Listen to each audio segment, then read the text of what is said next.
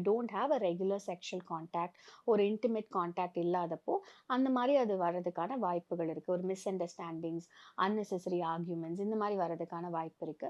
And அவங்க fertility அந்த மாரி ஏதாவது ட்ரை பண்றாங்க, இல்ல பிரெக்னன்ட் ஆகணும்னு ட்ரை பண்றாங்க. ஆனாலும் அவங்களுக்கு டைம் இல்ல கரெக்ட்டா ரெகுலரா கான்டாக்ட்ல இருக்கிறதுக்குன்னா, then there is a problem where delay ஆயிட்டே போகும். அவங்க பிளான் பண்ணுவாங்க. பட் அத எஃபெக்டிவா பண்ணாததுனால ரொம்ப டிலே ஆயிட்டே போயிட்டுருக்கலாம். அதனால ஒரு ஃப்ரஸ்ட்ரேஷன் ஏற்படலாம். அண்ட் செக்ஷுவல் ப்ராப்ளம்ஸ்ன்றத விட it causes a lot of other psychological stress and அந்த மாரியான ப்ராப்ளம்ஸ்ன்னு தான் சொல்லணும்.